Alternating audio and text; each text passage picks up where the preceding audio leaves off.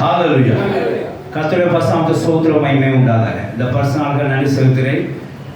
இந்த பரிசுத்தநாளுக்கு கர்த்தாவே நம் தேவ சன்னிதானத்தை அழைத்து வந்து கர்த்தரை துதிக்க போற்ற மகிமைப்படுத்த கர்த்தரை ஆராதனை செய்த கர்த்தரை ஆராதனை செய்ய கர்த்தரை தொழுது கொள்ள கர்த்தரை நாங்கள் கிருபையாக இருக்க பாருங்க. கர்த்தர் ஸ்தோத்திரம். கர்த்தர் வாழ்க்கையில் ஏராளமான நன்மை சேர்த்திருக்கிறார், ஏராளமான ஆசீர்வாதத்தை நிறுத்திருக்கிறார். அதுக்கெல்லாம் தேவன் நன்றி செலுத்துகிறோம், கடமைப்பட்டுக்கிறோம். அந்த பிரார்த்தனை நாட்டின் தேவ சன்னிதானத்தின் தேவனை தொழுது கொண்டு கர்த்தர் நன்றி செலுத்த கர்த்தர் நாங்கள் நமக்கு கிருபை சேவைக்காக கர்த்தர் ஸ்தோத்திரம். உங்களை செய்த அடியானுக்கும் இந்த பாக்கியத்தையும் சிலாக்கியத்தையும் கர்த்தர் கொடுத்ததுக்காக கர்த்தர் ஸ்தோத்திரம். ஹalleluya. கர்த்தருக்கு ஸ்தோத்திரம் உண்டாதாக. இப்போ மேலும் வேதத்திலிருந்து ஒரு சில வசனங்களை வாசித்து நான் தேவாசம் பெற்றுக்கொள்வோமாக. அப்போஸ்தலனாகிய பவுல் எபேசியர் நிருபம் 5ஆம் அதிகாரம் 16 வசனத்தை ஒரு வாசிக்கலாம். எபேசியர் 5:16.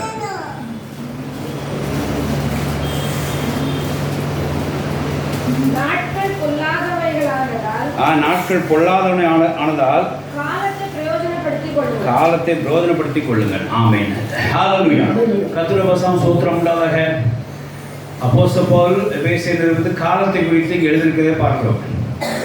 அப்போஸ்தல உபதேசம் எல்லாம் தேவனுக்குள்ள வழிநடத்துகிறதை நாம் பார்க்கிறோம், வழிநடத்தி வெற்றி சிறக்க பண்ணுறதையும் நாம் பார்க்கிறோம். அதுக்காக நிருபங்கள்லாம் நம்ம வேதாந்தோடு சேர்க்கப்பட்டிருக்கு.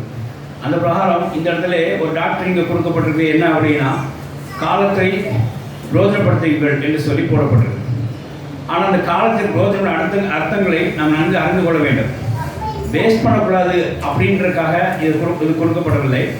அந்தந்த காலத்தில் அந்த காலத்தை செய்ய வேண்டும்ங்கிறதுக்காக பிரோஜனப்படுத்திக்கணும்னு சொல்லி அப்போஸ்தலன் பவுல் எழுதுறதை பார்க்கிறோம். அது முந்தின வசனம் வாசித்து பாருங்க.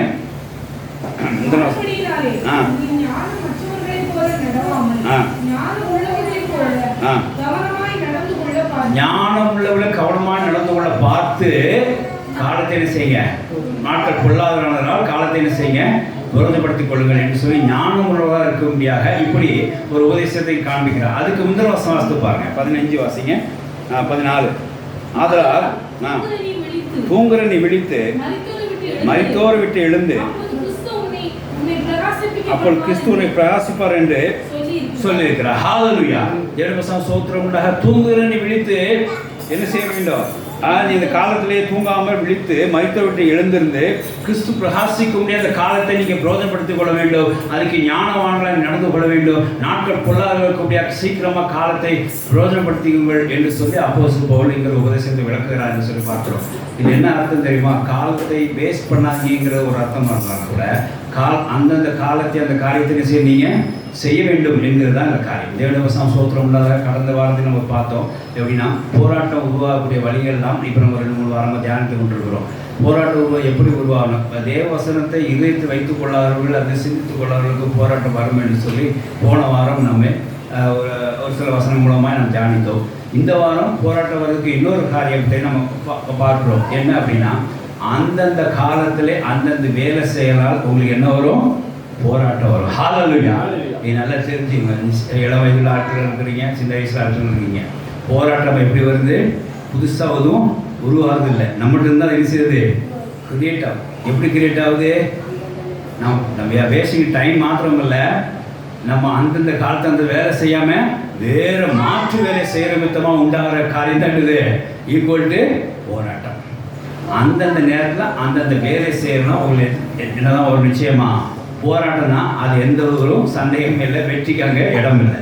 தேவனுடைய வசனம் ஸ்தோத்திரம் உண்டாதாக. அப்போஸ்தலன் இந்த காரியத்தை தெளிவாக இருந்திருக்காங்க. நம்ம வெற்றி உள்ளவர்களாக காணப்பட வேண்டும். நாம் கிறிஸ்துவுக்குள்ள வெற்றி சிறக்கக்குள்ளாக சாட்சியாக இருக்க வேண்டும். எங்கும் ஜெயம் கொள்வர்களாக இருக்க வேண்டும். கிறிஸ்துவோடு இருக்கிற நாம் எப்போவுமே குட்போர்க்காவை ஒரு பாசிட்டிவ் காரியங்களாக, ஒரு ஜெயம் கொள்வர்களாக, ஒரு டாப்பஸ்டாக இருக்க வேண்டும். உயர்த்தப்படுவதற்காகவே அப்போஸ்தல உபதேசம் எல்லாம் நம்ம நிறுவனங்கள் கொடுக்கப்பட்டிருக்கு. தேவனுடைய வசனம் ஸ்தோத்திரம் உண்டாதாக. அதில் ஒரு காரியம் என்னென்னா, அந்தந்த காலத்தில் அந்தந்த காரியங்களை செய்யணும். அதுக்கு மாறாக நீ ஏதாவது செஞ்சு பாருங்க, நிச்சயமாக என்ன வரும்? போராட்டம் வரும். தேவன் இப்படி எழுதி வச்சிருக்கிறான்னு சொல்லி பார்க்குறோம். பிரசங்கி 3ஆம் அதிகாரம் 11 வாசிக்க பார்க்குறோம். கர்த்தர் எல்லாத்தையும் அந்தந்த காலத்தில் நேர்த்தியாக எழுதி வச்சிருக்கிறார், நேர்த்தியாக செய்து வச்சிருக்கிறார். நீங்கள் என்ன செய்யணும்? அந்தந்த காரியத்தை கர்த்தர்கிட்ட கேட்டு அந்தந்த காலத்திலே அந்தந்த காரியம் என்னவென்று கர்த்தர்கிட்ட கேட்டு செய்யும்போது அந்த காரியம் நமக்கு வாய்க்கும் என்று சொல்லி நம்ம பார்க்குறோம். வாசிக்கலாம். பிரசங்கி 3:11.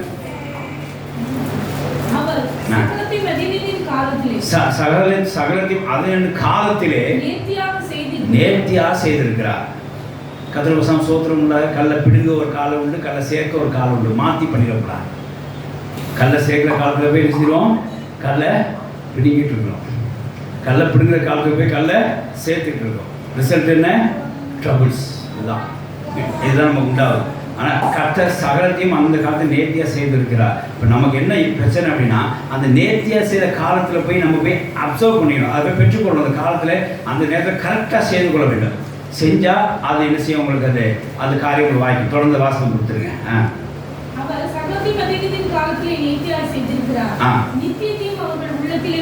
நித்தியத்தையும் உள்ளத்தில் வைத்திருக்கிறார். ஆதி முதல் இது அவர் மனசுக்குள்ள இருக்குது. அவருக்குள்ளதான் தெரியுது, யாருக்கும் தெரியாது. காலங்கள் கர்த்தரோட கருத்துல இருக்குது. ஹல்லேலூயா. நாம் காலத்துல தேவன காலத்தை குறித்து தேவனை கேட்டாவுடைய நமக்கு யாரும் இங்கே விளக்க போறதில்லை. என்னோட காலத்தை நீங்க சொல்ல முடியுமா? உங்க காலத்தை நான் சொல்ல முடியுமா? இப்படி நடந்து சொல்லி உபதேசிக்கலாம். காலத்தை குறித்து சொல்ல முடியாது. தேவன் கையில் இருக்கு. அப்போ நீங்க தேவனோட அன்பு இருந்தால் தான் அந்த காலம் உங்களுக்கு புரியும். தேவனோட அன்பு இருந்தால் தான் அந்த காலத்தை என்ன செய்ய முடியும்? விரோதமாக படுத்த முடியும். தேவனோட அன்பு இருந்தால் தான் இந்த காலத்துக்குரிய என்னென்ன கண்டுபிடிந்து சகலத்தை நேர்த்தியாக செய்திருக்கிறாரே அந்த காலம் என்ன கண்டுபிடித்து நீங்கள் என்ன செய்ய முடியும்? அதுபடி உடம்பட முடியும். தேவனோடு இசைந்து இருந்தால் தான் அந்த காலத்தை வேஸ்ட் பண்ணாமல் பிரயோஜனப்படுத்தி அந்தந்த காலத்தை அதை எங்களுக்கு சரியாக செய்ய முடியும். தேவனுடைய வசனம் சோத்திரம் உண்டாக. ஆகையால் நீங்கள் அந்தந்த காலத்தில் அந்தந்த வேலையை செய்தானால் நிச்சயமாக போராட்டம் உங்களுக்கு வராது. நமக்கு வர்ற போராட்டமே நாம் அந்தந்த காலத்துக்கு ஏற்றவர்களை நாம் செய்யாமல் அந்த காலத்துக்கு செய்ய வேண்டியதை நாம் செய்யாமல் அதுக்கு மாறாக சில விஷயங்கள் செய்கிற போராட்டம் நம்ம மத்தியிலே காணப்படும். தேவனுடைய வசனம் சோத்திரம் உண்டாதாக. அடியனுக்கு கொஞ்ச நாளாகவே இந்த காரியம் எனக்கு புரியலை. அதாவது என்னமோ செஞ்சுருக்கோம், என்னமோ நான் தான் வளர்ந்தோம் போனோம், வேலை இருந்தோம், சாப்பிட்டோம் போனோம் அப்படி இருந்துருக்கு. ஆனால் நான் இந்த வசனங்கள்லாம் படிக்க போதிக்க கர்த்தர் எனக்கு ஒரு நல்ல தெளிவையும் கொடுத்து கொண்டு வருகிறார். என்ன அப்படின்னா, நான் பணம் சேர்க்குற காலத்திலே நான் பணம் சேர்க்கறதில்லை. சேவிங்ஸ் பண்ண வேண்டிய நேரத்தில் நான் என்ன செய்யலை? சேவிங்ஸு பண்ணலை. சரி, சேவிங்ஸ் பண்ணாமல் அந்த நேரத்தில் நம்ம என்ன செஞ்சுருந்துருக்கேன் அப்படின்னா, அடுத்த பீரியடில் வரும்போது சேவிங்ஸாக பண்ணணும் எடுத்துக்கும் போது நான் கடன் அடைக்கிற ஒரு காலத்துக்குள்ளே வந்துட்டேன். அப்போ இப்போ சேவிங்ஸ் பண்ணுறது, அப்போ நான் சேவிங்ஸ் பண்ணுற டைம் என் வாழ்க்கையில் என்ன செஞ்சிட்டேன்? விட்டுட்டேன்.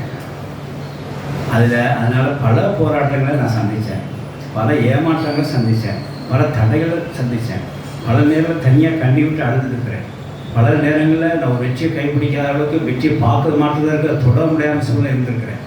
இந்த சாட்சியெல்லாம் மனசு வைத்து தான் நாம் தேவனுடைய வார்த்தையை கேட்குறோம். கர்த்தர் மத்தியிலே அதை அறிவிக்கிறார். என்ன அப்படின்னா, இந்த மாதிரி கஷ்டங்கள் நீங்கள் படப்படாததில் விரும்புகிறேன்.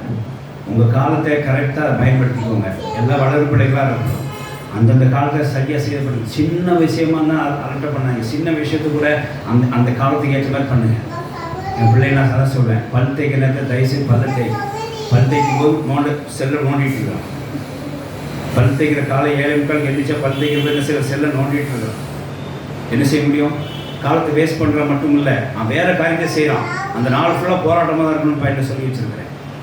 செல் பார்க்குறதுக்கு ஒரு டைம் வச்சுக்கோங்க, அந்த டைமில் செய்யுங்க. விளையாடுங்க டைம் வச்சுக்கோங்க, அது சரி. எந்த தாய் தகவலும் விளையாடுறதுக்கு தடை செய்ய போகிறதில்ல. படிக்கும்போது விளையாடும்போது தான் தடை செய்வாங்க. ஹல்லேலூயா. அது பிள்ளைங்க நல்லா புரிஞ்சுக்கணும். விளையாடுற நேரத்தில் பிள்ளைகளை பெற்றோர் தடை செய்யறதில்லை, படிக்கிற நேரத்தில் விளையாடுறது தான் தடை செய்கிறாங்க. அப்போ பாருங்க, படிக்கிற நேரத்தில் படிக்கணும், படுத்தைக்கிற நேரத்தில் படுத்தைக்கணும், குளிக்கிற நேரத்தில் குளிக்கணும். எப்போ நம்முடைய நடைமுறைகள் ஆங்காங்க செய்ய வேண்டிய சின்ன காரியத்தை கூட நம்ம டைமுக்கு கரெக்டாக செஞ்சுட்டு வந்தால் எல்லாமே பியூட்டிஃபுல்லாக தான் இருக்கும். ஹல்லேலூயா. நாம் எதுவுமே டைமுக்கு செய்கிறதில்ல, அதனால் எல்லாம் என்ன மாறுது? ட்ரபிளஸ்டாக மாறுது. பாருங்க, நம்ம மெக்கானிக்கல் ஆட்களுக்குலாம் தெரியும், எலக்ட்ரிக்கலுக்கும் தெரியும். இந்த பொலாரிட்டி மாற்றி கொடுத்தா அந்த மோட்டர் எப்படி சுற்றும் சங்கத்தில் ரிவர்ஸை சுற்றும். நம்ம காரியங்களும் இப்போ அப்படி தான் இருக்குது. பொலாரிட்டி நம்ம செய்ய வேண்டிய இதை தகவல் கொடுத்து அப்படி இதை கொடுத்துரு, அப்படி தானே? ஏதாவது காலத்தை மாற்றி செஞ்சிட்டோம்னா என்ன ரிவர்ஸ் அப்படியே சுற்றி நம்ம தள்ளாடிட்டு இருக்கோம். ஏன் தள்ளாடும் தெரியுமா? நம்ம காரியம் ரிவர்ஸில் போயிட்டு இருக்கு, அதுக்கு நமக்கு ஒரு தள்ளாட்டம் உண்டாகும். ஆனால் கர்த்தர் நம்ம காலை தள்ளாட ஓட்டார். ஹல்லேலூயா. அவர் நம்ம நிமிர்ந்திருக்க செய்வார், தலை நிமிர செய்வார். நீ எங்கெல்லாம் உங்கள் காலத்துக்கு ஏற்ற பிறகு நீங்கள் செய்யாமல் மாற்றி பண்ணீங்களோ நிச்சயம் ஒரு நாள் தலையிட்டு மறுபடியும் ரிவர்ஸ் பண்ணி விட்டு மறுபடியும் காலத்தை நேர்த்தியாக செய்து உங்களுக்கு வேண்டிய காரியத்தை கொடுப்பார். ஹல்லேலூயா. அதாவது அதில் என்ன தெரியுமா, எனக்கு என்ன ஒரு கிறிஸ்துவத்தில் ஒரு பிடித்த காரியம் என்ன தெரியுமா? தப்பு செய்கிறதெல்லாம் நாம கிறிஸ்தவத்தில் தப்பு செய்கிறதெல்லாம் நாம, சரி செய்யறதெல்லாம் தேவன். ஹல்லேலூயா. நாம தப்பு செய்யறோம், அவர் சரி செய்யறோம். நாம தப்பு செய்யறோம், சரி செய்யறோம். I love Jesus Christ. Hallelujah. இதுல கிறிஸ்தவத்துல நான் கண்ட ஒரு அன்பின் கோட்டுப்பாடு. வாழ்க்கையில தப்பா தான் செஞ்சுட்டு இருக்கிறேன், கர்த்தர் எல்லாம் சீர்திருத்திட்டே இருக்க பாருங்க. அதெல்லாம் அன்புங்க. தேவன் நம்மள அன்பு. நீ என்னதான் கோளாறு பண்ணாலும், என்னதான் ரிவர்ஸில் போனாலும், என்னதான் காலத்தை ஏற்ற மாதிரி செய்யாமல் மாற்றி செஞ்சாலும், கர்த்தர் மறுபடியும் அந்த காலத்துக்குள்ள என்ன செஞ்சார், அடைச்சி கொண்டு வந்துட்டே இருக்கிறார். ஹalleluya. இதுதான் காட்ஸ் லவ். ஹalleluya. ஆனால் தேவ பிள்ளைகள் கொஞ்சம் வசனம் வாசித்து அந்தந்த காலத்தில் அந்தந்த காலங்கள் செய்யாமல் போனால் என்ன கோளாறு உண்டாகும், என்ன கோட்பாடு உண்டாகும், இதெல்லாம் நீங்கள் கற்றுக்கொள்ளுங்க. அப்பப்போ இங்கேருந்து உங்களுக்கு போதிப்பு உண்டாகும். தேவனுடைய வசனம் சோத்திரம் உண்டாதாக. இப்போ நம்ம பார்க்க போகிறோம். அதாவது எந்தெந்த காரியத்தில் எது செய்யாதனால என்ன உண்டாச்சு, எந்த காலத்தில் எப்படி செய்யணும் அப்படின்றத பார்க்குறோம். இது எல்லாம் உங்களுக்கு நீங்கள் எல்லாம் பைபிளை கரைச்சி குடிச்சா எல்லாம் தெரிஞ்ச விஷயம்தான். ஆனால் ஒரு மட்டும் நினைவுபடுத்த வேண்டியது ஆவியானவருடைய காரியமாக இருக்கிறது. அதனாலே தேவன் மறுபடியும் இந்த காலம் நினைப்பூட்டுகிறார். அந்தந்த காலத்திலே நாம் அந்தந்த காரியத்தை செய்யாமல் போனால் போராட்டம் உருவாகும் என்பதே இந்த தேவ செய்தியோட தலைப்பு. ஹalleluya. ஆகையினாலே அந்தந்த காலத்தில் அந்த காரியத்தை நம்ம என்ன செய்வோம், செய்து தேசத்தை செய்வோமாக. கர்த்தர் வசனம் சோத்திரம் உண்டாதாக. ரொம்ப சுருக்கமாக ஒரு 5 காரியத்தை பார்த்து முடிப்போம். முதல்ல வாசிக்கலாம். எஸ்தர் 4ஆம் அதிகாரம் 14 வசனத்தை வாசிங்க. எஸ்தர் 4:14. சும்மா 5 லட்டு பாயிண்ட் மாதிரி மனசில் வச்சுக்கோங்க. போராட்டம் வருது, அந்தந்த காலத்தில் செய்யறதுக்கு தாமதிச்சனால மாற்றி செஞ்சாலும் உண்டான காரியத்தை பைபிள்லேருந்து 5 காரியத்தை நாட்கள் எங்களுக்கு பாஸ்டர் சொல்லி கொடுத்தாரு. லட்டு மாதிரி வாயில் வரணும். சொல்லுங்க 5:14 வாசிங்க. எஸ்தர் 4:14. நீ இந்த காலத்திலே மௌனமா இருந்தால் யூதருக்கு சகாயம் ரட்சிப்பும் வேறு இடத்திலிருந்து உண்டாகும். நீயும் தகப்பன் குடும்பத்தாரும் அழிவீர்கள். நீ இப்படிப்பட்ட காலத்துக்கு உதவியா இருந்தால் உதவியா இருக்கும்படி ராஜ்யம் கிடைச்சிருக்கலாமே. யாருக்கு தெரியும்? காலம் முடிஞ்சா தான் தெரியும். ஹalleluya.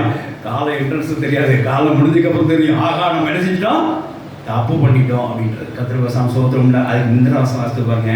அதில் அந்த போராட்டம் பற்றி சொல்லுவார். அதாவது எஸ்தருக்கு சில ஆர்டிகளை படித்து பார்த்தேன். எஸ்தருக்கு என்ன இருந்துச்சு அப்படின்னா, நம்ம ராஜாவை மனம் முடிக்க போகிறோம், நம்ம ராஜாவை மனம் முடிக்கணும். யூதர்கள் பேசுறதுனால என்ன செய்ய போகிறதில்ல, கைவிட மாட்டார். என்ன கைவிடாதனால நான் எப்படி யூதர்கள் என்ன செஞ்ச ஒரு ரட்சிப்பை கொண்டு வந்து கொடுத்துருவேன். நம்ம ராஜாவுக்கு மறுமனையிட்டே ஆக போகிறோம், நமக்கு என்ன கவலை அப்படின்னு சொல்லி ஜபத்தை விட்டதாக சொல்லி அங்கே இருக்கிற சில ஆர்டிகள் குறிப்பு இருக்கு. அப்போ தான் மோத்தையா சொல்கிறாரு, நீ பெருசாக ராஜமேன்மை அடையும்னு நினச்சிக்காத, ஏன்னா நீனும் தப்ப மாட்டாய். நீ இந்த காலத்தில் ஜபத்துக்கு பதிலாக வேறு வேலையாக அமைதியாக இருந்து பாரு, உனக்கும் அந்த போராட்டம் வரும் அப்படின்னு ஒரு எச்சரிக்கை கொடுக்கும்போது ஜபத்தை கையாண்டா. வாசிக்கலாம். அந்த வசனத்தை பாருங்க. 13.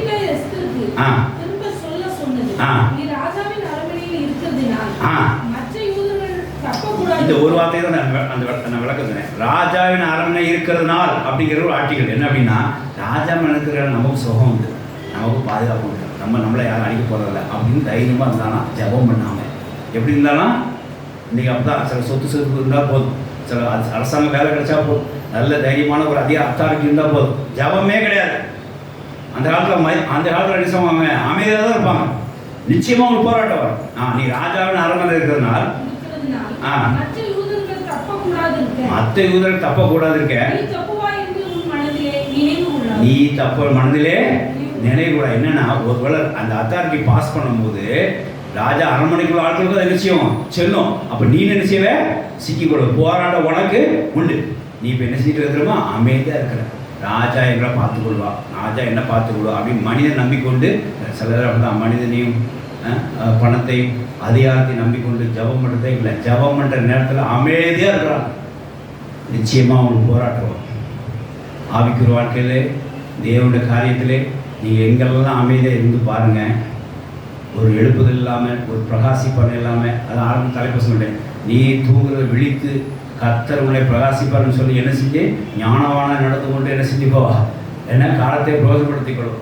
நீங்கள் எந்த இடத்துல கர்த்தரோட காலத்தில் ஜெபம் பண்ணாமல் அமைதியாக இருக்கிறீங்களோ அங்கெல்லாம் நிச்சயமாக போராட்டம் உருவாகும். வீட்டுள்ள ஸ்திரீகள் தயவுசெய்து ஜெபத்தில் இறங்குங்க. ஜெபம் தான் அவங்களோட பெரிய கட்டுகளிலிருந்து விடுதலை கொடுக்கக்கூடிய ஆரம்ப அதிகார கோலம். இங்கே எதுக்கு அவர் ஜெபம் பண்ண சொன்னார்? இந்த இடத்துல போய் நீ ராஜாட்ட நீ உனக்கு ராஜ்யம் என்ன கிடைச்சதில்ல எஸ்தர், நீ போய் ராஜாட்ட போய் கேளு இந்த மாதிரி யூதர்கள் அப்படி சொன்னார். கிடையாது. முதல்ல என்ன சொன்னார் அவர்? முதல்ல என்ன சொன்னார்? நீ இந்த காலத்தில் அமைதியாக இருக்கிற ஜெபம் பண்ணு அப்படிங்கிறத சொல்ல வந்தார். அமைதியாக இருக்காத, நீ இப்போ செய்ய வேண்டிய வேலை ஜெபம் பண்ணுற வேலை. அந்த வேலைக்கு மாறாக நீ அமைதியாக இருக்கிற ஒரு செயலை செஞ்சேன்னா உனக்கு என்ன செய்யும்? போராட்டம் வரும், நீனும் தப்ப முடியாது என்று சொல்லி எச்சரித்த உடனே அவ உபவாசத்தை அறிவித்தார். தேவனுக்கு வசனம் சோத்திரம் உண்டாதாக. பாருங்க, இந்த காரியத்தில் ஜெபம் பண்ணுற காரியத்தில் எதுக்கா அப்படின்னா, இந்த யூதர்கள் அடிமைப்பட்டிருக்கிறாங்க, விடுதலை பெறவில்லை. நாம் எங்கெல்லாம் ஜெபம் பண்ணாமல் அமைதியாக இருக்கிறோமோ அந்த இடத்துல அடிமை கட்டுகள் இருக்கும். நான் மறுபடியும் திருப்பி சொல்கிறேன், நீங்கள் ஒரு காரியத்தை குறித்து ஜெபம் பண்ணாமல் நீ அமைதியாக இருக்கிறது மாதிரி ஒரு காரியம் காணப்பட்டால் அந்த இடத்துல அமைதியாக இருக்கிறதுனால, அதாவது ஜெபம் பண்ணுறதுக்கு பதிலாக நீங்கள் அமைதியாக இருக்கிற வேறொரு காரியத்தை நீங்கள் செய்கிறபடியா நிச்சயமாக அந்த இடத்துல என்ன இருக்கும்? ஒரு அடிமை கட்டுகள் உண்டு. அதே சமயம் அந்த அடிமை கட்டுற இடத்துல நீங்கள் உடனே காலத்தை புரிஞ்சுக்கணும். நம்ம அடிமைட்டு இருக்கிறோமா, தேவனுடைய கேட்டு விடுதலை பெற வேண்டும். அதுக்கு ஆரம்ப படி, ஃபர்ஸ்ட் ஸ்டெப்பிங் ஸ்டோன் ஜெபம் தான் சொல்லி அதை ஆரம்பிச்சுப்பாங்க. அந்த அடிமை கட்டுகள் கொஞ்சம் கொஞ்சமாக உடைய ஆரம்பிச்சிடும். ஹல்லேலூயா. அப்போ பாருங்க, நம்ம நிறைய இடத்துல போராட்டம் வருது அப்படின்னா ஜெபம் நம்ம இடத்துல என்ன செய்யல இல்லை. அதாவது ஜெபம் பண்ணுற இல்லைன்னு நான் சொல்ல மாட்டேன்ல, ஜெபம் பண்ணுற நேரத்தில் இல்லை. அதிகார ஜெபம் நம்மகிட்ட இல்லை. 3 வேளை ஜெபம் செல்லத்தை அப்பப்போ வேலை நிமித்தமாக இல்லை. சும்மா அந்த நிமிஷத்துக்கு சோத்திரம் சொல்லுங்கள் அப்படி, அவ்வளோ அதுதான் போதும். ரைட்டு. அதுதான் நீங்கள் தேவனுக்கு சோத்திரப்படியாக ஏறெடுக்கிறோம் 12 மணி ஜெபத்தில் 7 மணி ஜெபத்தில். அப்போ ஜெபம் பண்ணுற நேரத்தில் வேறு ஏதோ நம்ம செய்துட்டு இருக்கக்கூடிய அந்த காரியம் நமக்கு சில நேரத்தில் விளங்காமல் போயிடும். கத்திரவசாமி சோத்திரம் உண்டாதாக. ஆராதனை செய்கிற நேரத்தில் ஆராதனைக்காக ஒதுக்கிடுங்க. ஆராதனை நேரத்தில் வேறு ஏதாவது செஞ்சு பாருங்கள்.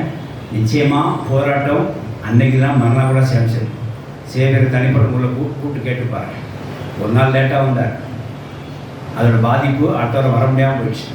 அடுத்த வாரம் லேட்டாக வந்தார், மறுபடியும் அவருக்கு ஒரு அடி விழுந்தது.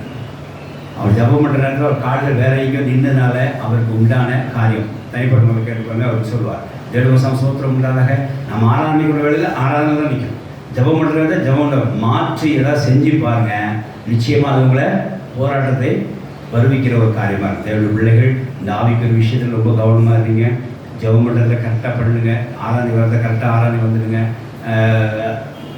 அந்த ஊழியக்காரனை கரெக்டாக அது இன்வால்வ் ஆகிக்கங்க. கொஞ்சம் அப்புறம் பண்ணிக்கலாம் இப்படி பண்ணிக்கலாம் அப்படின்னு நீங்கள் மாற்றி அமைக்க பார்த்தீங்கன்னா அது ரிசல்ட் என்னவாக தான் இருக்கும்? போராட்டமாக இருக்கும். மறுபடியும் நீங்கள் அந்த காரியத்தை சரி செஞ்சால் ஒழிய அந்த காரியம் என்ன செய்யாது? நிறைவேறாது. நீங்கள் என்ன ஆச்சு தெரியுமா? மறுபடியும் எஸ்தர் அந்த உபவாசத்தை அறிவித்து உபவாசம் பண்ணதுக்கப்புறம் தான் ராஜா இவரை திரும்பி பார்த்தார், இவருக்கு வேண்டிய காரியம் செய்து கொடுத்தார். அந்த ஆர்டர் ரிலீஸ் பண்ணப்பட்டு யூதர்கள் மீட்கப்பட்டார். ஹல்லேலூயா. அந்த ரிவர்ஸில் பார்த்த அந்த அதாவது அந்த காலத்திலே ஜெபம் பண்ண வேண்டிய நேரத்தில் எஸ்தர் ஜெபம் பண்ண வேண்டிய நேரத்தில் மௌனமாக இருந்து வேற காரியம் செய்ய பார்த்தார். மொத்தக்காக எச்சரித்து மறுபடியும் ஜபத்துக்குள்ள திருப்பி வந்த நிமித்தமாய் அங்கே யூதர்கள் பெரிய விடுதலை கிடைத்த விஷயம் பார்க்கணும். தேவனுக்கு சோத்திரம் அதே விடுதலை நமக்கும் உண்டு. நீங்கள் எப்போல்லாம் ஜெபம் பண்ணுறத கரெக்டாக ஜெபம் பண்ணுறீங்களோ அந்த இடத்துல உங்களுக்கு நிச்சயமாக அடிமை கட்டுறது விடுதலை உண்டாகும். ஹல்லேலூயா. கர்த்தர் பார்த்துட்டே வருவார். நீங்கள் ஜப வேலையில் கரெக்டாக ஜபம் பண்ணி கொண்டிருக்கிறீங்களா, இல்லை ஜப வேலையில் வேலை செய்து கொண்டிருக்கிறீங்களா, இல்லைன்னா அது மூலமாக சில போராட்டம் வரும். நிச்சயமாக வரும். கர்த்தர் சோத்திரம் உண்டாதாக. ஆராதனை காலத்தில் ஆராதனை ஒழுங்காக செஞ்சுருக்கீங்களா, இல்லை ஆராதனை காலத்தில் வேறு ஏதாவது இன்வால்வ் இருக்கீங்களா, அதுக்கு ஒரு போராட்டம் வரும். இன்னைக்கு காலையில் 9 மணிக்கு எனக்கு ஒரு ஃபோன் வந்துச்சு, ஒரு ஆஃபீஸ் கால். நான் செல்ல ஆஃபீஸ் சொல்லிட்டேன். ஒரு 3 நேரம் அமைதியாக இருக்கும். ஏன்னா அதை நான் அட்டன் பண்ணால் நிச்சயமாக எனக்கு போராட்டத்தை இங்கே உருவாக்கி எனக்கு தெரியும். அந்தந்த வேலையில் அதுதான் அட்டன் பண்ண முடியும். அவங்க 6 நாள் கொடுத்துருக்குறோம் வேலை செய்கிறதுக்கு. என்ன இங்கே மறுபடியும் என்ன செய்கிறோம்? இந்த இடத்த தொந்தரவு பண்ணிக்கிட்டு ஆராதனை இடத்த தொந்தரவு அட்டன் பண்ணோம்னா நிச்சயம் போராட்டம் வரும் தெரியும். அவங்க உடனே வீட்டில் பையன்ட்ட செல்ல ஆஃபீஸ் போடுன்னு சொல்லிட்டேன். கர்த்தர் சோத்திரம் உண்டாதாக. இதுதான் அந்தந்த வேலையிலே அது செய்யலைன்னா அது உங்களுக்கு போராட்டம் உருவாக்கும். அதே மாதிரி ஜப வேலையிலே நீங்கள் ஜபம் பண்ணாமல் மௌனமாகவோ அல்லது வேறு காரியங்கள் செய்தால் நிச்சயம் அது போராட்டம் உருவாக்குற ஒரு வழியாக காணப்படும் சொல்லி தேவ ஜனங்கள் அறிந்து கொள்ள வேண்டியதாக இருக்குது. கர்த்தர் சோத்திரம். ஹல்லேலூயா. 2வது காரியம், வேலை செய்கிற நேரத்தில் வேலை செய்யுங்க. வேலை செய்கிற நேரத்தில் வேலை செய்யுங்க. இல்லைன்னா என்ன உண்டாகும்? அதுவே உங்களுக்கு போராட்டம் உருவாகும். கர்த்தர் சோத்திரம் உண்டாதாக. 2 சாமுவேல் 11:1 வாசிக்கலாம். 2 சாமுவேல் 11:1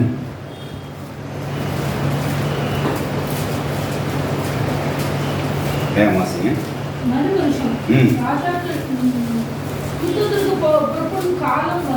யுத்தத்துக்கு போகிற காலம், அதாவது ராஜாக்கள்லாம் வேலைகள் செய்யக்கூடிய ஒரு காலம் வரும்போது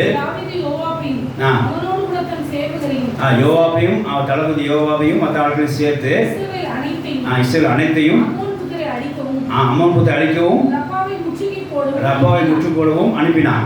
அப்போ ராஜாக்கள் எல்லாம் சேர்ந்து போன ஒரு காலமா இருக்கு. ராஜாக்கள் இவனும் உண்டு, இவனும் போகணும், துணை ராஜா எல்லாருமே போய் தான் ஆகணும். ஆனா இவன் என்ன செஞ்சுட்டான்? ஆசிங்க இதுதான் குழப்பம். தேவனுக்கு சோத்திரம் உண்டாத வேலை செய்ய நேரத்தில் வேலையை செய்யலை. அதெல்லாம் என்னாச்சு தெரியுமா? இச்சையின் போராட்டம் தாவீதுக்கு உருவாச்சு. அவன் செஞ்ச ஒரே பாவம் இதுதான் சொல்லி நம்ம பார்க்குறோம். ஆனாலும் அது ஏன் உண்டாயிட்டு இருக்கிற காரியத்தை நீங்கள் தெரிஞ்சு வச்சு. எப்போவுமே தேவன் ஒரு காரியத்தை இடப்படுறத நாம் சத்திய வசனம் நம்ம வழி நடத்தும். சத்திய வசனத்தை நடனோட சாட்சி நம்மளை என்ன செய்யும்? தெளிவுபடுத்தும். எப்போவுமே ஒரு ஆட்ட சாட்சி நான் அடிக்கடி கூர்ந்து கேட்பேன். ஏன்னா தேவன் அவனுடைய இடப்பட்ட காரியத்தை அறிஞ்சு கொண்டோம்னா, இந்த கருத்தை கத்தர் இப்படி செய்வார் அப்படின்றது ஒரு நோட்ஸ் கையில் வச்சுட்டோம்னா நமக்கு என்ன செய்யலாம்? ஒரு சிலது தெளிவு உண்டாகும்.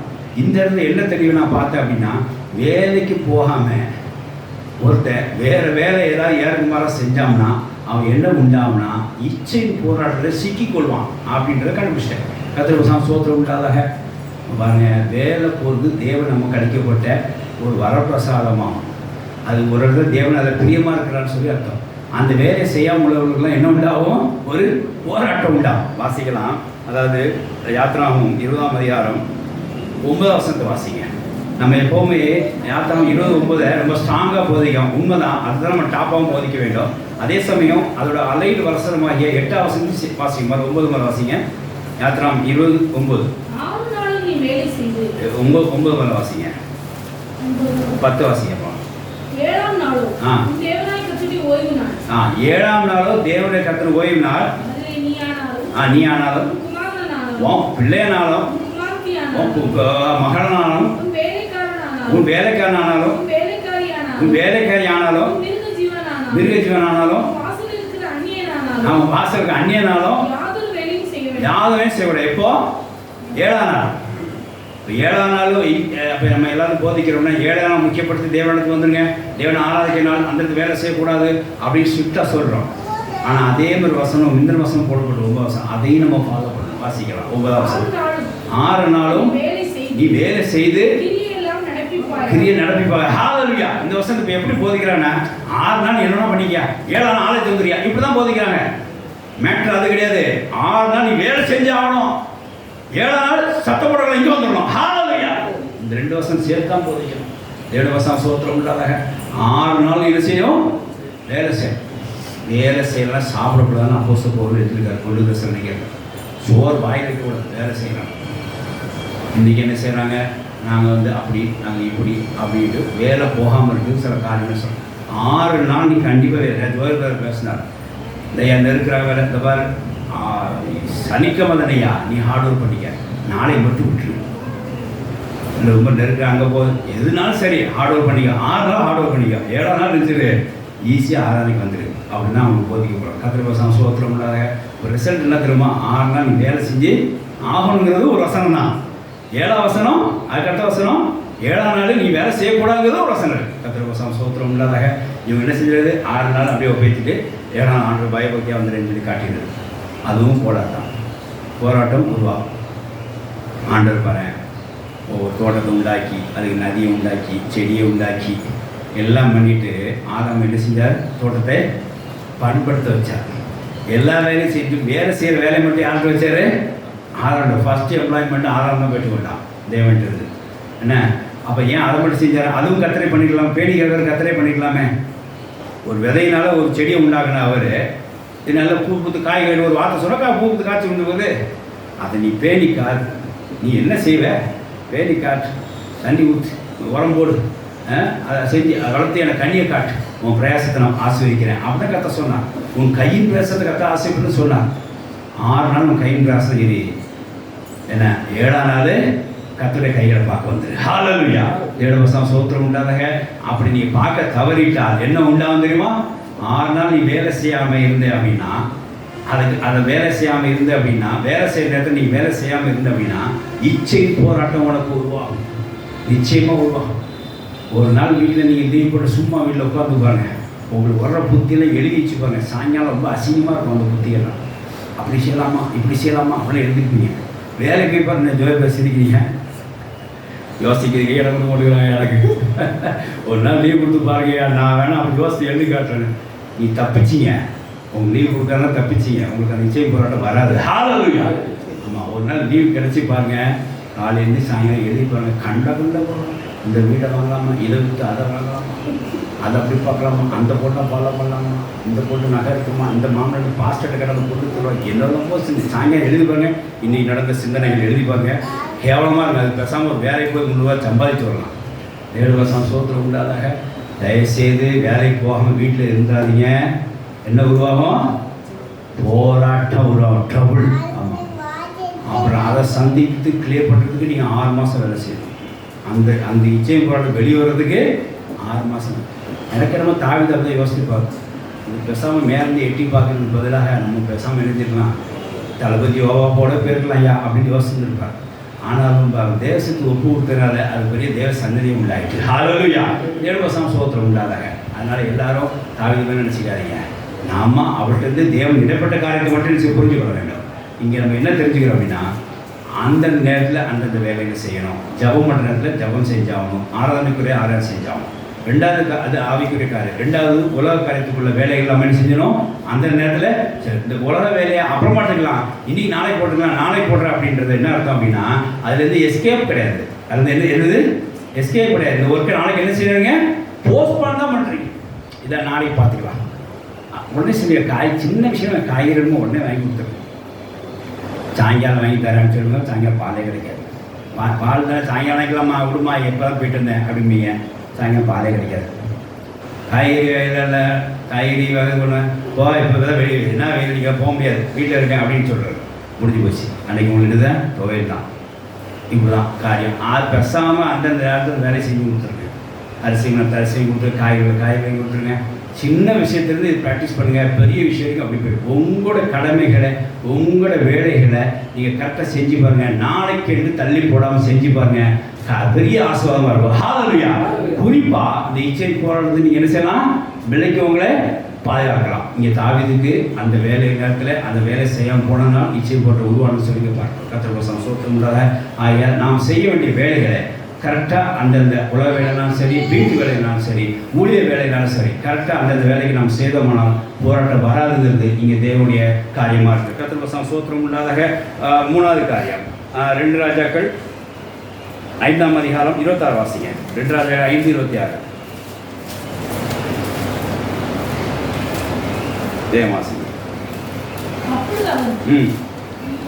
இவனை பார்த்து அந்த மனுஷன் உனக்கு எதிர்கொண்டு வர தன் ரதத்தில் இருந்து இறங்கி திரும்புகிற போது என் மனம் உன்னோடு கூட செல்லவில்லை. என் மனம் உன்னோட சொல்லலையா? அதான் எலிசா வந்து இப்போ கேயாசி பற்றி கேட்குறார். பணத்தை வாங்குறதுக்கும் வஸ்திரங்களையும் ஒலிவ தோப்புகளையும் திராட்சை தோட்டங்களையும் ஆடு மாடுகளையும் வேலைக்காரர்களையும் வேலைக்காரிகளையும் வாங்குவதற்கு காலமா அப்படின்றார். இது என்ன பாருங்க, கேஆர்சிட்ட ஏன் வாங்கினேன்னு எலிசா கேட்குறாரு. அவங்கள வாங்கினேன்னு சொல்லிட்டான். என் மனம் கூட வரலையா, பொய் சொல்றியா நீ அப்படின்றார். என்ன போராட்டம் உருவாச்சு தெரியுமா? இவர் அந்தந்த காலத்துக்கு ஏற்ற மாதிரி தான் கேஆர்சி செய்திருக்கணும். அவர் கேட்குறாரு, பணம் வாங்குறதுக்கும் வஸ்திரம் வாங்குறதுக்கும் ஒலி தோட்டத்தை வாங்குறதுக்கும் திராட்சை தோட்டம் வாங்குறதுக்கும் வேலைக்காரன் வாங்குறது இது காலமாயா, இந்த காலத்தில் வாங்கலாமாயா அப்படின்னு சொல்லி அவரை எக்ஸ்பிளைன் பண்ணுறாரு. ஆனால் இவனோ அதை வாங்கிட்டான். அவனுக்கு என்ன செஞ்சு உண்டாயிட்டு, ஒரு பொய் சொன்ன நிமித்தமாக அங்கே ஒரு போராட்டம் உருவாயிட்டு, குஷ்டம் உண்டாயிட்டு, ஒரு வாதை அவரை தாக்கிட்டு. தேவனுடைய சோத்திரம் உண்டாதாக. இதில் ஆவிக்கிற அர்த்தம் என்ன அப்படின்னா, நம்முடைய ஆசை கனவுகளை உடனடியாக நிறைவேற்று நினைக்காதீங்க. நம்மளோட ஆசையும் இருக்கும், சில கனவுகள் இருக்கும், அதை உடனடியாக நிறைவேற்று நினைக்காதீங்க. அப்படி நினைக்கும் போது உங்களுக்கு வாதை உண்டாகும். எல்லாரோட போராட்டம். அதுக்கு ஒரு காலம் கத்த வச்சுருக்கேன். ஆரம்பத்தில் சொல்லிட்டேன், கத்தர் அதன் காலத்தை நேர்த்தியாக செய்து வச்சிருக்கிறார். அப்புறம் நம்மளோட ஆசைகளுக்கும் நம்ம கனவுகளும் கத்தரை செய்கிறார். ஒரு என்ன வச்சுருக்காரு, காலத்தை வச்சுருக்காரு. அதையும் பொறுத்துருக்கணும். அதுக்கு முன்னாடி நீ கை நீட்டி வாங்கிப்பாரு, அது ஆசீர்வாதமாக இருக்காது, போராட்டம் தான் உருவாகும். சைக்கிள் வேணும்னு பசங்க சொன்னேன், எதுக்கு அப்படின்னு. அது ஆசையாக இருக்குண்ணா, ஆசைக்கு நான் வாங்கி தருவேன், நீடிக்கு தான் வாங்கி தருவேன், தேவைக்கு தான் வாங்கி தருவேன். அதுதான் கத்தரை எனக்கு கொடுத்த பலன். ஆசைக்கு தான் நம்ம செய்ய போகிறதில்ல அப்படின்னு பிள்ளைகளை சொல்லியிருக்கிறேன். ஆசைக்கு எந்த காரியம் செய்யாதீங்க. கனவு நனவாக்கிறதுக்கு எதுவுமே செய்யாதீங்க. கர்த்தர் அதுக்கு ஒரு காலம் வைத்திருக்கிறார். அதாவது நீங்கள் எப்படி இருக்கிறோமா, ஆசையை தீர்த்துக்கு ஒரு காலத்தை செய்யாதீங்க. கர்த்தர் வாங்குறதுக்கு ஒரு காலம் வச்சுருக்காரு. அந்த காலத்துக்கு முன்னாடி ஆசையை தீர்த்ததுக்காக எதாவது செஞ்சிட்டோம்னா அது என்ன வந்துடுது, போராட்டம் ஆயிடுது, அது வாதைக்குள்ளாக போய்க்கிறது. தேவனுடைய சோத்திரம் உண்டாதாக ஏதோ ஒரு வாதை உங்களுக்கு உண்டாச்சு அப்படின்னா ஏதோ ஒரு ஆசையினால் உண்டாயிருக்கு. ஆசையே வேகமாக கர்த்தரோட காலத்துக்கு முன்னாடி நீங்கள் என்ன செய்யாத செஞ்சிட்டீங்கன்னு அர்த்தம். ஒரு ஆசையை கர்த்தரோட காலத்துக்கு முன்னாடி ஏதாவது செஞ்சிட்டா என்ன உண்டாகும், ஒரு வாதை உண்டாகும், ஒரு போராட்டம் உண்டாகும். அதனால் இந்த காரியத்தில் ரொம்ப தெளிவாக இருக்கும். சைக்கிள் வேணுங்கிறது பெரிய மேட்டரே கிடையாது. அது வாங்கி கொடுத்ததுக்கப்புறம் அதுக்குள்ளே அது வந்து அதை அட்வான்ஸாக செஞ்சு கொடுத்து போய் உங்கள் ஆசையை நான் தீர்த்துட்டேன் அப்படின்னா அதோட வாதியை யார் மேற்கொள்கிறது, அதோட போராட்டம் யார் மேற்கொள்கிறது அப்படின்னு சொல்லி பையனை பொறுத்து சொல்லியிருக்கேன். தேவனுடைய சோத்திரம் இல்லாதாக நம்முடைய ஆசை கனவுகளை உடனடியாக செய்யறதுக்கு நீங்கள் என்ன செய்யாதீங்க, அதாவது உங்களை நீங்கள் மாற்றிக்காதீங்க. அதுக்கு ஒரு காலம் வரும். அந்த காலத்தில் தான் நீங்கள் செய்யணும். அந்த காலத்துக்கு எதிராக மாற்றி உங்கள் ஆசை கனவை நீங்கள் நிறைவேற்றுக்கு எதாவது செஞ்சீங்கன்னா அந்த இடத்துல போராட்டம் உண்டாகும், குறிப்பாக வாதையங்க உண்டாகும். தேவனுடைய சோத்திரம்னா ஒரு வீடு வாங்கினா ஜெபம் பண்ணுங்க, லேண்ட் வாங்கினா ஜெபம் பண்ணுங்க, கர்த்தருக்கு வாங்குறது காலமானு கேளுங்க. இங்கே கேட்டிருக்காருல, பணத்தை வாங்குறதுக்கும் நான் வஸ்திரம் வாங்குறதுக்கும் காலமான எங்கிட்ட படத்தை ஏன்னா உங்களுக்கு ஒரு பணிகளுக்கு மட்டும் சொன்னேன் காலம் வருங்க. எந்த இல்லை காலம் உங்கள் தேவை நீங்க. ஏன்னா நான் எடுக்க வேண்டிய காலத்தை எடுக்க விட்டுட்டேனே, எனக்குன்னு எடுக்க வேண்டிய காலத்தை செஞ்சேன், எடுக்க விட்டுட்டேன். நீ மறுபடியும் எனக்கு எடுக்கிற காலம் வரும்போது தான் எடுக்க முடியும், நீ சொன்னனாலும் எடுக்க முடியாது அப்படின்னு சொல்லி வச்சுருக்கேன். 7% சோத்திரம்ல வஸ்திரம் வாங்குறதுக்கு காலமா, வீடு நிலம் வாங்குறதுக்கு காலமா, யோசித்து பார்க்க வேண்டும். அதை பார்த்து தான் செய்யணும். அந்த காலத்துக்கு மாறாக வேறு வேலை செஞ்சிட்டீங்க. மீறி எனக்கு பணம் இருக்குது நான் ஒரு லேண்டை வாங்கிக்கிறேன், மீறி எனக்கு ஒரு லோன் வருது நான் வாங்கிக்கிறேன், செஞ்சு பாருங்கள், அது வாதையும் போராட்டத்துக்கு விட்டுரும். தேவன் பிள்ளைகள் இந்த காலத்தில் ரொம்ப கவனமாக இருங்க. அந்தந்த காலத்துக்கு ஏற்ற மாதிரி செய்யுங்க. உங்கள் ஆசை கனவை நிறைவேற்றுறதுக்காக காலத்துக்கு முன்னாடி தயவுசெய்து செஞ்சிடாதீங்க. விசேஷமாக காலத்துக்கு மாறாக ஏதாவது உங்கள் ஆசை நிறைவேற்ற செய்து போராட்டத்தை உருவாக்கி கொள்ளாங்க. தேவன் சோத்திரம் இல்லை. இங்கே கேஆசி அப்படி தான் செய்யலாம். காலத்துக்குள்ளாக வேண்டிய காரியங்களை செய்யாமல் காலத்துக்கு எதிராக செய்ய வேண்டிய காரியங்களை அவன் செய்து கொண்டான், அவன் வாதையில் மாற்றிக்கொண்டான். தேவ பிள்ளைகள் காரியத்தை கவனமாக எடுத்துக்கொள்ளுங்க. நம்மளோட ஆசை கனவை காலத்தில் வரும்போது தான் நிறைவேற்ற வேண்டும். காலத்துக்கு முன்னாடியோ காலத்துக்கு மாறாக நம்ம ஆசைகள் நிறைவேற்ற செய்தோமானால் நிச்சயமாக அது வாதையும் ஒரு போராட்டம் உருவாக்கும் சொல்லி தேவ பிள்ளை அறிந்து கொள்ள வேண்டும். கர்த்தர் சோத்திரம் இல்லாதாக 4வது காரியம் யோனா 1ஆம் அதிகாரம் 2ஆம் வசனத்தை வாசிக்கலாம். யோனா 1ஆம் அதிகாரம் 2 வாசிங்க. நீ எழுந்து மகாநகரமாகிய நினிவேக்கு போய் அதற்கு விரோதமாக பிரசங்கி, அவருடைய அக்கிரமம் என் சமூகத்தில் வந்து எட்டினது. இப்படி தேவன் வந்து யோனா கட்டளையிட்டார். அடுத்த வசனம் நினிவேக்கு போன்னு சொல்லி. அப்பொழுது யோனா கர்த்தருடைய சமூகத்தில் நின்று விலகி தர்ஷீசுக்கு ஓடி போகும்படி எழுந்து யோப்பாவுக்கு போய் தர்ஷீசுக்கு போகிற ஒரு கப்பலை கண்டு கூலி கொடுத்து நான் கர்த்தருடைய சமூகத்தில் நின்று விலகும்படி அவர்களோட தர்ஷீசுக்கு போக கப்பல் ஏறினார். பாருங்க, கப்பல் ஏறினா, அதாவது நினைவுக்கு தேவன் யோனா போ சொன்னா இவனோ தர்ஷிக்கு கப்பல் ஏறினான். அடுத்த வசனம் பாருங்க, போராட்டம் உருவாயிடுச்சு. சமுத்திரத்தின் மேல் பெரும் காற்றை வரவிட்டார். ஆச்சா பார்த்தீங்களா, இதில் என்ன உண்டாது பாருங்க. நீங்கள் அந்த காலத்தை கீழ்ப்படுகிற காலத்தில் கீழ்படிச்சுதான் ஆகும். கீழ்ப்படுகிற காலத்தில் கீழ்படிஞ்சா உங்களுக்கு ஒரு அதிகாரம், உங்களுக்கு ஒரு அதாவது ஒரு டிபார்ட்மெண்ட்டில் உங்களுக்கு கீழ்படின்னு ஒரு காரியத்தை வச்சுருக்காங்கன்னா, ஒரு அத்தாரிட்டிகள் நீங்கள் கீழே இருக்கணும்னு நினச்சிங்கன்னா, பெற்றோர் கீழே நீங்கள் இருக்கணும்னு ஒரு கட்டாயத்தில் இருக்கிறீங்கன்னா, கணவன் கீழே இருக்கணும்னு ஒரு கட்டாயத்தில் இருக்கீங்கன்னா, ஒரு பாஸ்டர் கீழே இருக்கிற ஒரு கட்டாயத்தில் இருக்குன்னா தயவுசெய்து அவங்க என்ன செய்யுங்க, கீழ்படிஞ்சுங்க. அந்த காலத்துக்கு நீங்கள் கீழ்படிஞ்சு தான் ஆகணும். அது தேவன் கொடுத்த கட்டளை ஆகும். அந்த காலத்தில் நீங்கள் கீழ்ப்படியாமல் வேறு செஞ்சு பாருங்கள், உடனே சமுத்திர ஆலயங்கள் தோன்றும். ஒரு போராட்ட ஆலயம் உங்களுக்கு வந்து சேரும். அங்கே எல்லோரும் தெரிஞ்ச காரியம் தான். போராட்ட ஆலயம் வந்துச்சு, எல்லாம் பண்ணார். எந்த பொருளாம் வெளியே போடலாம் தூக்கி போட்டாங்க. அப்போ மாலு மீந்து கேட்டார், இல்லையா நீ அம்மா தூங்கிட்டு இருக்க அப்படின்னு கேட்டார். அப்படின்னா இப்போ கேட்குறது, நீ யார், உன் தேசத்தை யார் என்ன அப்படின்னு கேட்குறாரு. இவர் என்ன சொல்கிறாருங்க, வசனம் வாசிங்க. ஒரு நிமிஷம், யோனா 9 வாசிங்க. நான் எபிரேயன், சமுத்திரத்தையும் பூமியும் உண்டாக்கின பரலோக தேவனாய கர்த்தரிடத்தில் பயபக்தி உள்ளவனாக இருந்தேன். பயபக்தி உள்ளவன். நல்லா கேட்டுக்கோங்க. ஒரு ஆள் என்ன சொல்றாரு, சகலத்தையும் படைத்த தேவனாய கர்த்தரிடத்தில் நான் பயபக்தி. ஆனால் அந்த காலத்தோட வேலை செஞ்சாரா? இந்த பயபக்தி எங்கே இருக்குது? நீ நம்ம அப்படி தான் சொல்லிட்டு இருக்கிறோம். நம்ம என்ன செய்கிறோம்? தேவனுக்கு பயன் நடக்குது. பயபக்தியோட இன்னார் பையன், இன்னார் பாஸ்டர் பையன், இன்னார் ஆட்கள், அவங்க ஆட்கள், இவங்க ஆட்கள், எங்கள் அப்பா அப்படி இப்படி எல்லாம் சொல்லிட்டு இருக்கோம். பயபக்தி உள்ள இருக்கிறோம். ஆனால் இப்போ செய்கிற வேலை என்ன இருக்குது? காலத்துக்கு ஏற்ற மாதிரி இல்லாமல் ஏற்றி போட்டியா. நீ பயபக்தி உள்ளனா நீ ஏன் தர்சிக்கு கப்பல் ஏறின? இந்த பயபக்தி உள்ளனா எப்போ தெரியுமா? தர்சிக்கு கப்பல் ஏறதுக்கு முன்னாடி தான். எப்போ தர்சிக்கு கப்பல் ஏறினதுக்கப்புறம் அவன் அந்த பயத்தில் இல்லை. ஆனால் பயபக்தி உள்ளன்னு சொல்லி நீங்கள் எல்லா கிறிஸ்தவர்களும் அப்படி தான் இருக்கேன். நான் பயபக்தி உள்ளன்னு சொல்லிக்கொண்டு அவன் செயல்னால் காலத்துக்கு ஏற்றவாறு இல்லை.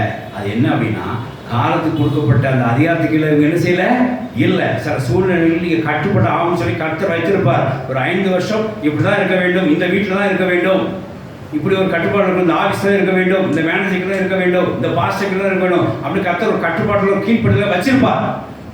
தேவனுக்கு பயபக்தியுடன் சொல்லி இவர்களுக்கு கீழ்ப்படியாமல் சுற்றி கொண்டு இருக்கிறோம். அப்போ என்ன உண்டாகும்? சமுத்திரத்து அலை அங்கே என்ன செய்யும்? உண்டாகும்.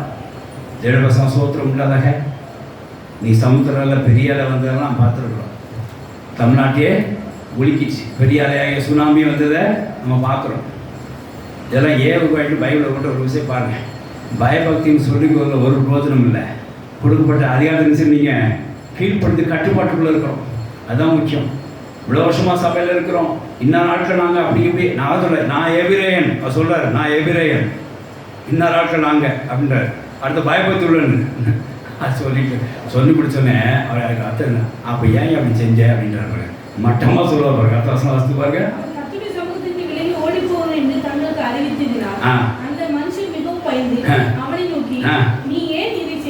என்ன ஏன் அப்படி செஞ்ச? பயபக்தி உள்ளன்ற எபிரேன் வேற சொல்லிக்கிற, நாங்களாம் புறஜாதியாரு, நீ எபிரேன் வேற சொல்லிக்கிற, ஏன் அப்படி செஞ்ச அப்படின்னு என்ன செய்கிறாரு கேட்குறேன். அந்த அளவுக்கு ஒரு சாட்சி இருந்துச்சு பாருங்க. கத்திரப்பசம் சோத்திரம் இல்லாதாக நாம் பாருங்கள், என்னதான் இருந்தாலும் அந்த காலத்துக்கு கீழ்ப்படாமல் வேறு சேதமானால் சமுத்திரால என்ன செய்யும்? உண்டாகும். ஒரு போராட்டம் உருவாகும். தேவபசம் சோத்திரம் இல்லாத நமக்கு ஒரு அதிகாரம் கொடுக்கப்பட்டிருக்கா, அமைதி அந்த அதிகாரத்துக்குள்ளே இருங்க. அது கீழ்ப்படுதல் தான் எடுது. அது உங்களுக்கு கொடுக்கப்பட்ட அந்த காலமாக. அப்போ இந்த 4வது பாயிண்ட் என்ன சொல்ல வருது அப்படின்னா, கர்த்தர் நீங்கள் கீழ்ப்படித்திருக்குன்னு சொல்லி ஒரு காலத்தை நிச்சயித்திருக்கிறார், வைத்திருக்கிறார். இன்னார் பாஸ்டர் கீழே நீங்கள் இருக்கணும், இன்னார் பெற்றோர் கீழே பிள்ளைகள் இப்படி இருக்கணும், இன்னார் டீச்சர் கீழே ஸ்டூடெண்ட்ஸ் இப்படி இருக்கணும், இன்னார் HM கீழே டீச்சர்ஸ்லாம் இப்படி இருக்கணும். இப்படி இந்த காலேஜில் நீங்கள் ஸ்ட்ரிக்டாக இப்படி தான் படிக்கணும், இந்த படிப்பில் இந்த வேலையிலே இந்த மேனேஜர் கீழே நீங்கள் இப்படி தான் ஸ்ட்ரிக்டாக என்ன செய்யணும், நீங்கள் கீழ்ப்படி தான் இருக்கணும். இப்படி கர்த்தர் ஒரு காலத்திலே உங்களை கீழ்ப்படி முடியாது செஞ்சிருப்பார், வச்சிருப்பார். நீங்கள் பயபக்தியுள்ளவர்களாக இருக்கலாம், பயபக்தி இல்லாதவர்களாக இருக்கலாம். ஆனால் கர்த்தர் கொடுத்த காலம் என்ன? நீங்கள் இப்போ என்ன செய்யணும்? கீழ்பட்டு இருக்கணும். அதுக்கு மாறாக கீழ்படாம நான் பயபக்தியில் தான் இவங்க நான் கீழ்ப்படிய மாட்டேன், நான் இஷ்டத்துக்கு போகிறேன், நான் ரசிக்க வந்துட்டேன் அப்படின்னா அங்கே நிச்சயமாக சமுத்திரத்தில் அலை உண்டாகும். நீங்கள் தாண்டி தண்ணிக்குள்ளே போகணும், மீனுக்குள்ளே தான் போகணும். தேவபசம் சோத்திரம் இல்லாதாக.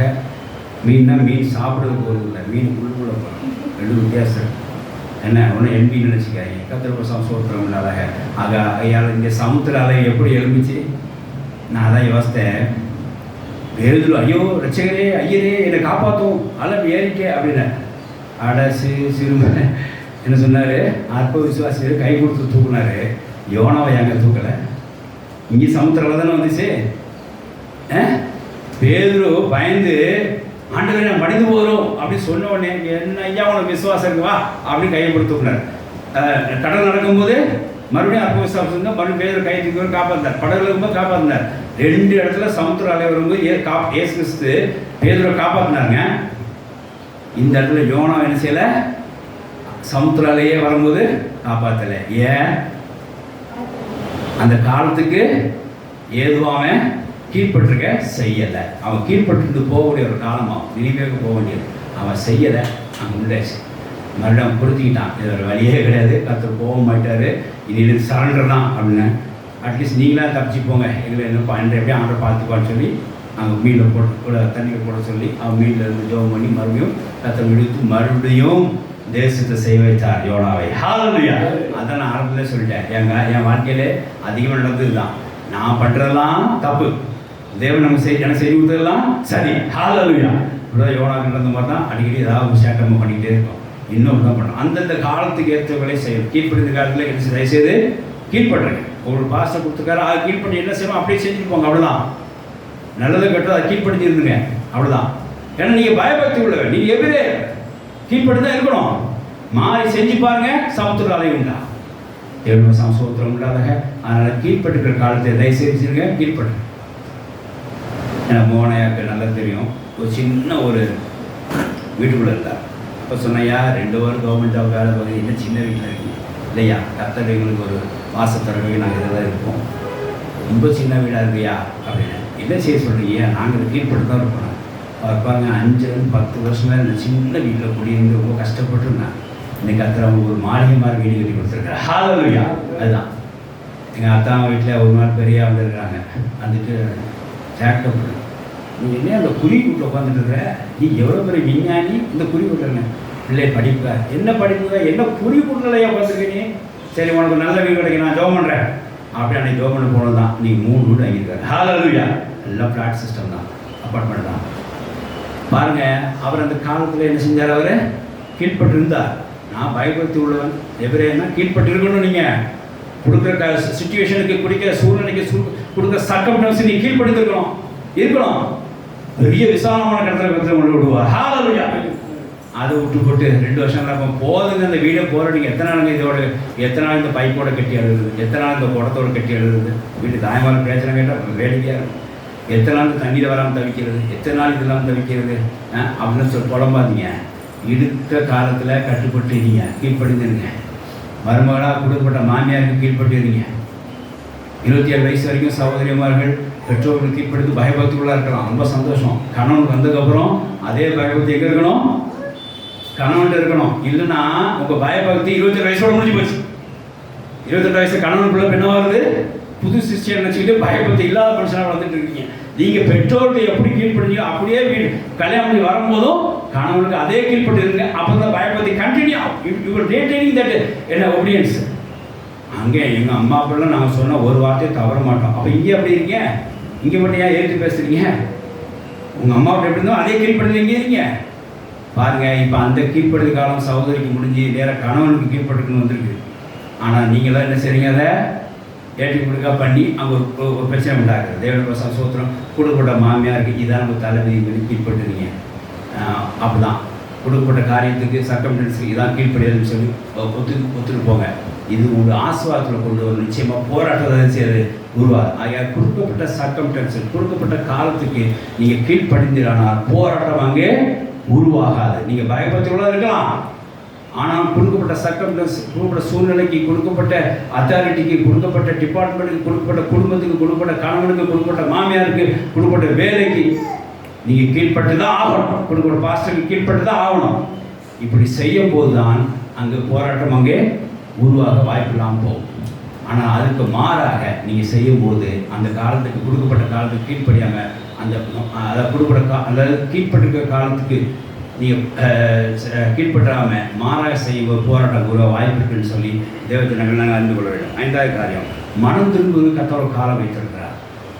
அதில் நீங்கள் விட வேண்டிய காலத்தை உடனே விட்டுருங்க. அந்த காலத்தை விட்டுட்டோம்னா பின்னாடி பிற்பாடு ரொம்ப பாதிப்பு உண்டாகும். லூக்கா 19ஆம் அதிகாரம் 41 வாசிக்கலாம்.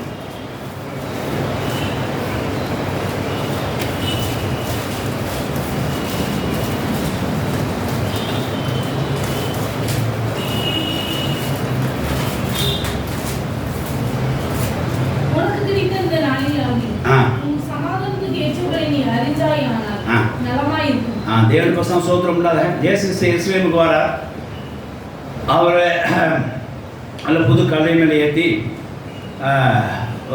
விரிப்புகளாக உயர்ந்த விரிப்புகளாக விரித்து ஓசனா கிறிஸ்துனாவுக்கு அவர் சோத்தரிக்கப்பட்டவர் என்று சொல்லி அவரை வரவேற்று எல்லாரும் தேவனை சந்திக்க ஆயத்தமாக இருந்து அங்கே இயேசு கிறிஸ்து பார்க்கிறாங்க. ஆனால் எருசலேம் ஜனங்களோ அதை கவனிக்கவில்லை, அதை கண்டுக்கவில்லை.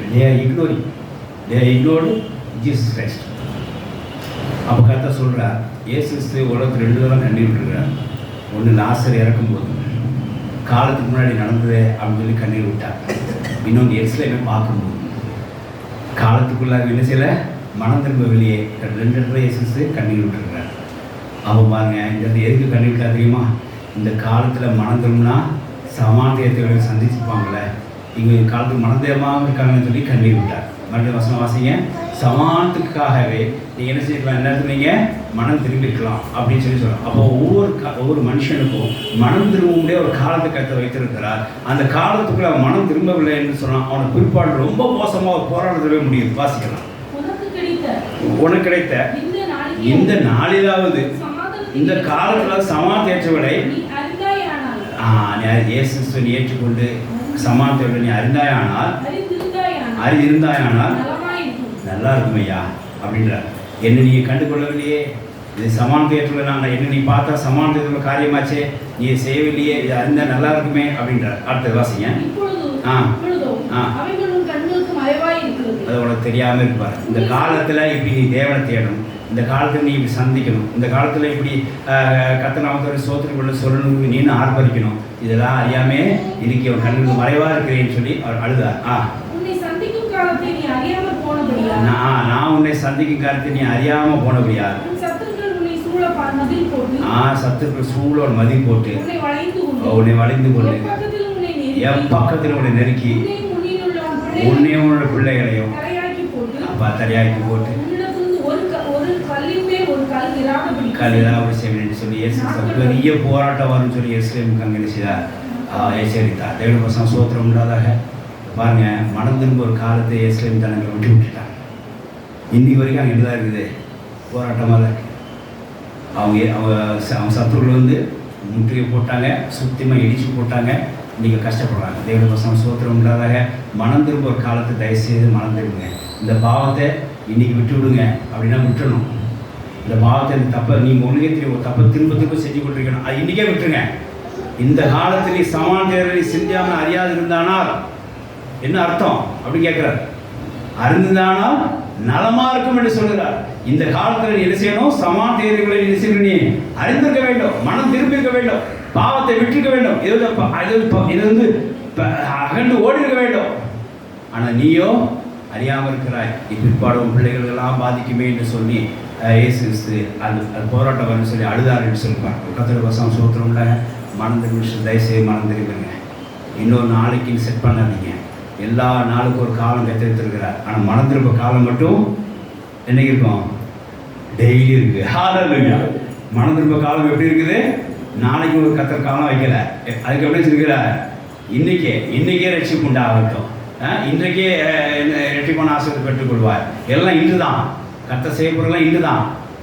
அது நீங்கள் புரிஞ்சுக்கணும். ரட்சிப்புள்ள காரியம் எல்லாமே இன்றைக்கு தான் இருக்குது. ஆகிய தேவ பிள்ளைகள் மனம் திரும்ப ஒரு காலத்தை செட் பண்ணாதீங்க. சில நான் சொல்லி பார்த்துருக்கேன், எப்படியா சேர்த்தோட போகிறேன்னு, இந்த பொங்கல் தானே விட்டுருவேன் அப்படிமா. ஆமாம், பொங்கல் தானேங்களா ஒரு காலத்தை ஃபிக்ஸ் பண்ணிக்கிறது. சிலவு சார் தப்பு. நான் எப்போ அந்த குடிப்பழக்கம் கல்யாணம் முடிஞ்சால் எல்லாம் சரியாக போயிடும். அவ மாட்டுறதுக்கா கல்யாணம் முடிஞ்சால் குடிக்க விட்டுருவான். எப்படி அவ மாட்டுறதுக்கு? அப்புறம் அவ மாட்டோம். அவட கேட்டோம்னா பிள்ளை பத்தெல்லாம் சரியாக போயிடும். அப்போ அவ மாட்டுறது, மகன் மாட்டுறதுக்கு இப்படியே தான் போயிட்டு தவிர நாளைக்கு சொல்லி மனம் திரும்ப தள்ளி போடாதீங்க. அது இன்றைய நாள். ஹல்லேலூயா. இன்றைய மனம் திரும்புகிற நாள். ஹல்லேலூயா. ஆகையால் தேவ பிள்ளைகள் மனம் திரும்புவதற்கு என்ன செய்யுங்க, யோசிக்காங்க. படிக்கிற ஆரம்பித்தா இன்றைக்கே படிச்சிடணும். நாளைக்கு சொல்லி எவ்வளவு அடுத்த முட்டம் நல்ல மார்க் எடுப்பேன், அடுத்த ஆஃப் நல்லா இருப்பேன், இந்த கதைலாம் வேண்டாம். இப்போ என்ன படிக்க போகிறேன், நாளைக்கு கிளாஸ் டெஸ்ட்டுக்கு என்ன எடுக்க போகிறேன், அதான் ரெக்கார்டம். 10 வருஷம் சோத்திரம் இல்லாத நாளைக்குன்னு காரியத்தை செய்ய, நல்ல காரியம் செய்யறதுக்கு நாளைக்கு தள்ளி போடாதீங்க. அது என்ன செய்யணும், இன்றே செய்யணும். மனம் திரும்புறது ஒரு நல்ல காரியமாகும். அதை கத்தை என்ன சொன்னார், சமானத்துக்கு அடுத்த இருக்காரு நீ அறியாமல் போனதுனால என்ன செய்ய நான் வருத்தப்படுறேன், அது அறிந்தால் நலமாக இருக்குமே அப்படின்னு. அப்போ நல்ல காரியம் தானே, நலமாக இருக்கணும்னா நல்ல காரியம் தானே. அப்போ மனதுக்கு நல்ல காரியம் இன்றைக்கே செஞ்சுருங்க. கத்திர சோத்திரம்ல ரோமன் 13 படிக்கும்போது விழித்திருக்கிற காலம் இது, பாவத்துக்கு விழுந்தது மனம் திரும்ப காலம் இது, இன்னும் நீ கையை முடைக்கொண்டு தூங்கி கொண்டிருக்கிறாயா என்று சொல்லி அப்போஸ்தலன் பவுல் கேட்கிறார். சட்டு வாசம் படிக்கலாம், வாசிங்க. ரோமன் 13 நித்திரை விட்டு எழுந்திருக்க காலம் தக்க வேலையாற்று என்று அறிந்து காலத்தை அறிந்தவர்களாய், இது மனம் திரும்ப காலம், இது பாவம் செய்கிற காலம் அல்ல, அறிந்தவர்களாய் இப்படி நடக்க வேண்டும். விசுவாசிகள் ஆகும்போது அல்ல பாவத்தோட விசுவாசிக்கும் ரட்சிப்பு சமயத்தை காட்டிலும் பாவம் செய்யாம இருக்கிற இந்த காலத்துல நமக்கு என்னவா இருக்குது, ரட்சிப்பு ரொம்ப க்ளோஸாக இருக்கு. பாவம் பண்ண காலத்திலே நம்ம ரட்சிப்பு ரொம்ப சமயமாக இருந்துச்சு. இப்போ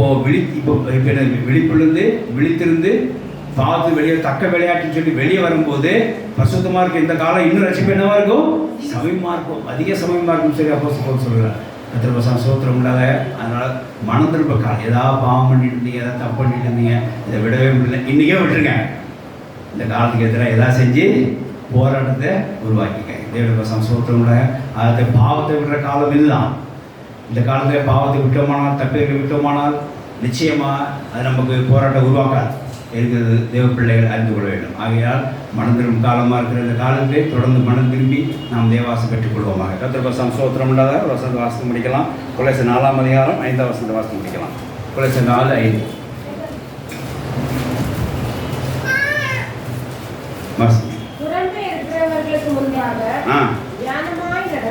புறம்பே இருக்கிறவர்களுக்கு முன்பாக ஞானமாய் நடந்து காலத்தை பிரயோஜனப்படுத்திக் கொள்ளுங்க. ஹல்லேலூயா.